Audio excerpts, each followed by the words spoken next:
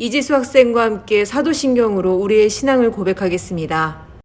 나는 전능하신 아버지 하나님 천지의 창조주를 믿습니다.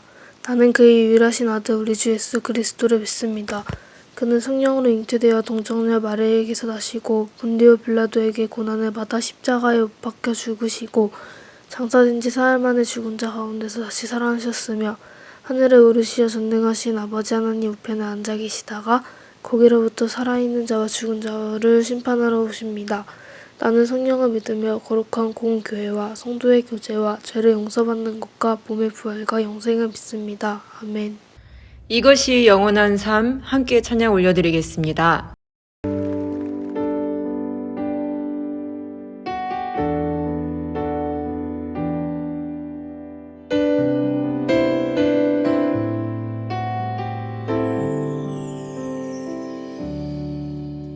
영원한 사귐에 날 초대하시네 주님을 누리며 사는 것 날 지으신 대로 날 부르신 대로 주님과 함께 걷는 삶 이것이 영원한 삶 이것이 영원한 삶 참 하나님과 그 아들 아는 삶 이것이 영원한 삶 이것이 영원한 삶 내가 주 안에 주는 내 안에 늘 거하는 삶 우리 다시 한번 노래하겠습니다. 주님께서 우리를 초대하셨습니다. 영원한 사귐에 날 초대하시네 주님을 누리며 사는 것 오늘 나를 지으시고 부르신 대로 날 부르신 대로 주님과 날마다 함께 걷는 삶 이것이 영원한 삶 이것이 영원한 삶 참 하나님과 그 아들 아는 삶 이것이 영원한 삶 이것이 영원한 삶 내가 주 안에 주는 내 안에 이것이 영원한 삶 이것이 영원한 삶 참 하나님과 그 아들 아는 삶 이것이 영원한 삶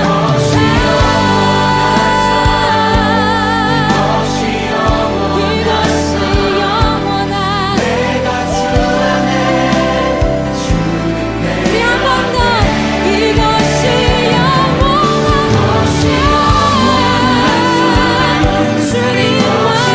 걷는 참 하나님과 그 아들 아는 삶 이것이 영원한 삶 이것이 영원한 삶 내가 주 안에 주는 내 안에 늘 거하는 삶 우리를 대표하여 김대원 부장장로님께서 기도해 주시겠습니다. 참 좋으신 아버지 하나님, 하나님의 은혜로 우리를 구원하여 주셨으며 코로나의 상황 가운데 안전하게 지켜주셔서 건강한 몸으로 예배를 드리게 하시니 감사합니다. 이 시간 정성과 마음을 다하여 하나님께 예배를 드리오니 우리의 예배를 받아 주옵소서. 한 주간도 살면서 하나님의 사랑과 이웃사랑의 계명을 따라 살지 못하고 지은 우리의 죄가를 고백하오니 긍휼히 여기시고 용서하여 주옵소서. 코로나의 상황으로 삶 속의 여러 가지 죄악과 비대면의 활동들 가운데 우리의 믿음이 연약해지지 않게 하시고 어떠한 상황 가운데에도 하나님의 뜻을 찾고 하나님에 대한 믿음과 삶이 온전하게 하옵소서.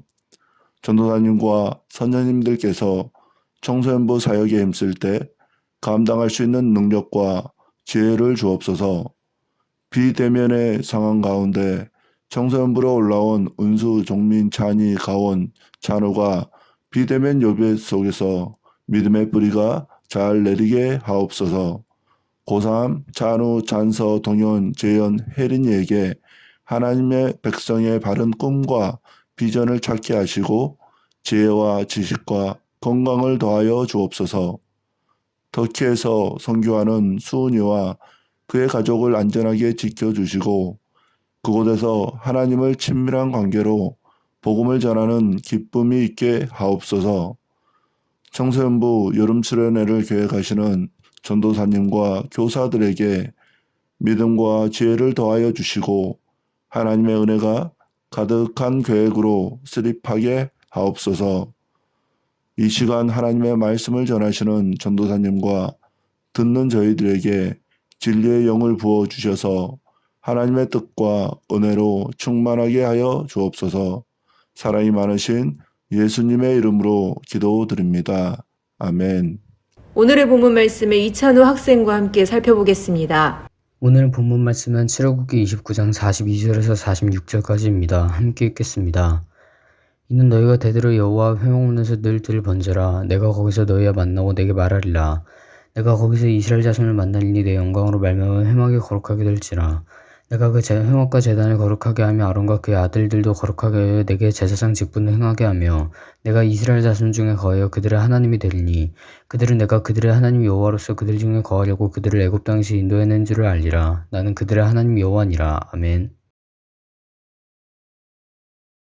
지난 시간 하나님께서는 약속의 땅으로 이들을 바로 인도하시지 않았고 모세를 처음 만나주셨던 시내 광야 여기에 정착하게 하셨죠. 친히 하나님께서는 산에 강림하셨고 또한 백성들이 새로운 삶에서 지킬 법도 이 십계명을 주셨습니다. 또한 이를 지키는 너희들 모든 세계 민족의 제사장 나라가 되게 해주시겠다. 엄청난 약속까지 해주셨습니다. 이뿐만 아니라 실제로 그들과 함께하기 위한 장치와 제도까지도 명하시게 되는데요. 오늘 이 시간 그 내용들을 함께 살피려 합니다. 출애굽기 25장 8절 말씀입니다. 내가 그들 중에 거할 성소를 그들이 나를 위하여 짓되. 먼저는 그들 가운데 하나님께서 거할 곳을 만들라 하십니다. 거룩한 하나님께서 계신 곳이니 그 이름을 거룩한 곳, 성소라고 부르죠. 거룩하다는 것은 구별된다는 것을 의미합니다. 하나님과 사람, 완전한 선과 완전한 죄인으로서 격이 너무 다르죠.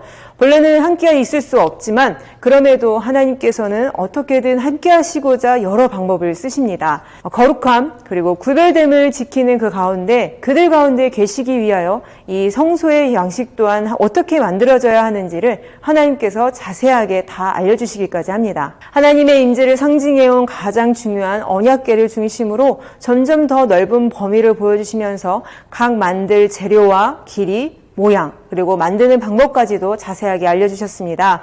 알려주신 성소가 어떻게 구성되어 있는지를 간단하게 살펴보겠습니다. 먼저 언약궤입니다. 조각목으로 형태를 만들고 가장 귀한 순금으로 이 모든 것을 싸게 하셨습니다. 그 모양은 궤짝이죠. 그 안에 물품을 담고 위에 뚜껑을 닫는 식의 구조입니다.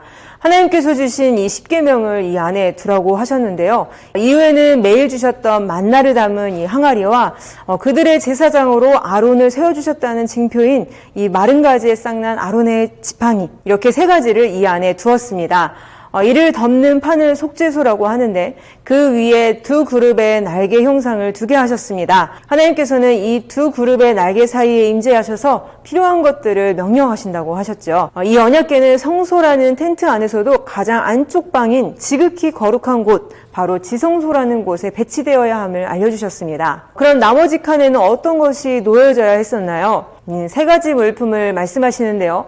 먼저 진설병, 즉 12개의 땅을 얹을 수 있는 상을 만들어 입구 들어갔을 때 오른편에 두게 하셨고, 왼편에는 저녁부터 아침까지 계속해서 켜놓을 수 있는 7 등잔대를 만들어 세우게 하셨습니다. 입구에서 정면, 즉 지성소 앞에 금양단을 두게 하셔서 지성소로 들어가기 전 이것을 가지고 향으로 지성소를 안개와 향으로 자욱하게 했습니다. 이렇게 성소와 지성소를 살펴봤다면 바깥에 나와서 전체 구조를 한번 살펴볼 텐데요. 성소 바깥에는 제단과 그리고 제사 드릴 때 필요한 물품들, 또한 물두멍이 있어서 백성들이 제물을 가지고 와 제사를 드린 후 손을 씻고 성소로 들어갈 수 있게 구성이 되어 있습니다. 이렇게 하나님께서 거하실 성소에 대해서 자세하게 말씀하셨는데요. 또한 이 성소에서 일할 사람들을 특별하게 구별하셨습니다. 이들에게는 특별히 구별된 옷을 입게 하셨는데 그 옷의 디자인도 하나님께서 직접 다 해주셨습니다. 여기 오른쪽은 대제사장, 왼쪽은 제사장, 한눈에 보기에도 구별되죠. 이 둘을 구분짓게 하는 겉옷과 장식에 대해 자세하게 설명되어 있습니다. 가장 눈에 띄는 것은 가슴 밖에 있는 보석들입니다. 12개의 다른 보석들로 그 가운데 12지파의 이름들이 각각 새겨져 있습니다. 1년에 한 번 대속죄일, 모든 백성들을 대표하여 이 대제사장이 지성소로 들어가게 되는데 이 보석들을 가슴에 달고 함께 들어가는 것에 의미가 있습니다. 또 흉배 안에는 주머니처럼 되어 있어서 그 안에 우림과 둠밈이라는 두 돌을 넣어 하나님의 뜻이 무엇인지를 판가름하게 했죠. 머리에 쓰는 그 관 앞에는 여호와께 성결이라는 글씨가 새겨진 순금패를 매달게 하셨고, 옷 가장 아래 끝에는 여러 수를 달아놓게 하셨습니다. 특히 금방울도 달려 있었는데요. 유일하게 지성소로 들어갈 수 있던 이 대제사장은 자신을 충분히 정결하게 준비되지 못하고 들어가 하나님을 마주쳐 죽게 되는 경우가 있었습니다. 그를 대비하여 방울 소리가 나지 않을 경우 그를 끌어낼 줄도 뒤에다가 매달았죠. 이스라엘 백성들에게 제사장과 대제사장의 직분을 하나님께서 위임하셨음을 7일 동안 보게 하셨고 또 알게 하셨는데, 그러는 가운데 그들이 이 직분을 감당할 때 어떻게 하나님께 제사를 드려야 하는가, 이 부분에 대해서도 자세히 알려주셨습니다. 그들에게 알려주신 제사의 방법은 4가지입니다. 제물을 하나님께 높이 올려드리는 거제, 또 높이 올려 흔드는 요제, 그리고 이 제물을 불로 태워드리는 화제, 그리고 액체류의 제물을 부어드리는 전제가 있습니다. 여러 목적과 드리는 제물에 따라서 제사의 이름들이 달라지게 되는데, 구약에서 대표적인 5가지 제사는 바로 이와 같습니다. 태워드리는 번제, 피 없이 곡물로만 드리는 소제, 죄 사함을 위한 속죄제와 속건제, 그리고 하나님과 사람 사이의 화평을 위한 화목제입니다. 이 제사들의 궁극적인 목적은 죄로 얼룩지고 더럽혀진 이 땅의 것들을 거룩하게 하심입니다. 하나님께서는 이 모든 것들을 만드시고는 모든 기구에 또 장소에 해당하는 제사를 드리게 하심으로 이 땅의 것들로부터 거룩하게 구별하셨습니다. 그리고 나서 정말 말씀하신 대로 이곳 가운데 하나님께서 임재하셨죠. 더 나아가 반박 못할 이 죄인들, 이 백성들을 거룩하게 하시고 이렇게 구별된 백성들과 함께 하시고 교제하시기 위함입니다. 백성의 이야기를 들으시고 또 그들에게 말씀하시는 그런 교제입니다. 출애굽기 29장 42절 말씀입니다. 이는 너희가 대대로 여호와 앞 회방문에서 늘 드릴 번제라. 내가 거기서 너와 만나고 내게 말하리라. 아멘.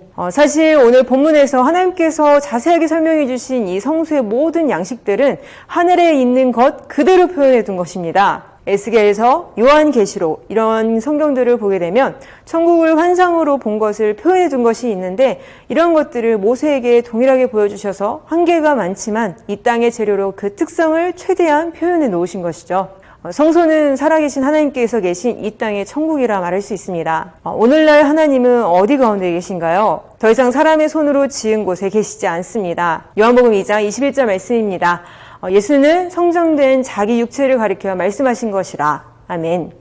예수님 자체가 성전이시고 예수님이 계신 모든 곳이 이 땅에서의 천국, 성소가 됩니다. 더 나아가 부활하시고 승천하시고는 이 성령님을 우리 마음 가운데 보내주셔서 우리 자체가 하나님께서 함께 하시는 성소, 성전이 되었죠. 고린도전서 3장 16절 말씀을 함께 읽겠습니다. 너희는 너희가 하나님의 성전인 것과 하나님의 성령이 너희 안에 계시는 것을 알지 못하느냐? 아멘. 이제 우리는 하나님과 교제하는 데 있어서 동물의 피 흘리는 제사를 필요로 하지 않습니다.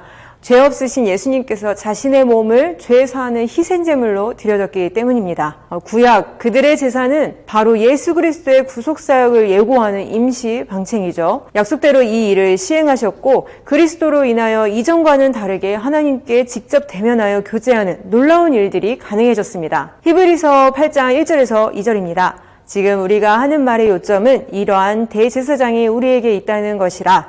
그는 하늘에서 지극히 크신 이의 보좌 우편에 앉으셨으니 성소와 참 장막에서 섬기는 이시라. 이 장막은 주께서 세우신 것이요 사람이 세운 것이 아니니라. 아멘. 확실한 희생 제물이 되어주셨고 또 확실한 대제사장이 되어주셔서 우리를 대신하여 지성소로 들어가실 뿐 아니라 우리 또한 그곳에 계신 하나님을 만날 수 있도록 이 성소와 지성소를 구분짓는 휘장을 찢어 놓으셨습니다. 우리의 대제사장이신 그리스도로 인하여 하나님과의 관계가 회복되고 언제 어디서나 하나님과 함께 동행하며 교제하는 아주 가까운 사이가 된 것입니다. 주일에 함께 모여 하나님께 나아가 드리는 이 예배가 바로 예수 그리스도로 가능해진 것입니다.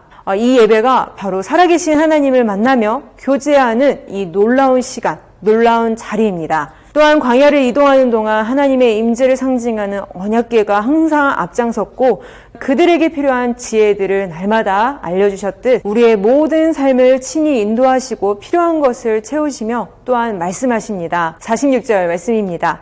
그들은 내가 그들의 하나님 여호와로서 그들 중에 거하려고 그들을 애굽 땅에서 인도하여 낸 줄을 알리라. 나는 그들의 하나님 여호와니라. 아멘.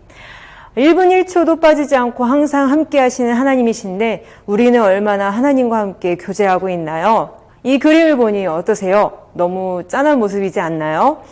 보이지 않는다고 해서 하나님을 한쪽 편에 밀어두고 내가 하고 싶은 일만 우선시하며 보이는 것에만 급급하는 우리이진 않을까요? 예수님께서 우리를 위해 열어놓으신 이 관계를 함께 누리길 원합니다. 살아계신 하나님은 여러분과 항상 함께 하십니다. 디모데전서 4장 5절 말씀입니다. 하나님의 말씀과 기도로 거룩하여짐이라. 아멘. 말씀과 기도로 하나님과 깊은 교제하심으로 하나님의 자녀로 구별되시고 또한 아름다운 열매를 가득 맺어가는 우리 모든 청소년부 되길 소망합니다. 날마다 우리와 함께 하시는 아버지 하나님, 오늘 이 시간을 통해 하나님께로 나아가는 길을 여시기 위해 많은 것들을 보여주시고 알려주시고 또한 친히 오셔서 이 약속들을 이뤄가신 것을 보게 됩니다. 아무것도 해드린 것이 없는데 이게 무슨 은혜인지 우리가 다 이해하지 못하고 감당할 수 없는 은혜입니다. 다만 하나님의 거부할 수 없는 엄청난 은혜가 우리에게 미쳤음에 그 자체만으로도 감사드립니다. 세상은 여전히 예수님을 알지 못해 오해하고 넘겨버리지만 이 은혜를 먼저 경험한 우리는 열어놓으신 그 길을 걸으며 하나님과 교제하길 원합니다. 매일 살아가는 순간마다 우리에게 주어진 일들, 또 예상치 못하게 발생하는 많은 일들이 있지만 이 모든 것들 가운데서도 여전히 하나님께서 함께 하신다는 것을 기억하게 하시고 함께 하시는 하나님을 바라보며 모든 순간 승리할 수 있도록 인도하여 주옵소서. 또한 하나님과의 특별한 교제의 시간, 예배뿐만 아니라 삶의 자리에서도 그 교제의 시간을 구별할 수 있는 결단 또한 허락하여 주옵소서. 이 모든 말씀 사랑이 많으신 주 예수 그리스도의 이름으로 기도드립니다. 아멘. 주께서 가르쳐주신 기도드리심으로 2021년 6월 20일 청소년부 예배를 마치겠습니다. 하늘에 계신 우리 아버지, 아버지의 이름을 거룩하게 하시며 아버지의 나라가 오게 하시며 아버지의 뜻이 하늘에서와 같이 땅에서도 이루어지게 하소서. 오늘 우리에게 일용할 양식을 주시고 우리가 우리에게 잘못한 사람을 용서하여 준 것 같이 우리 죄를 용서하여 주시고 우리를 시험에 빠지지 않게 하시고 악에서 구하소서.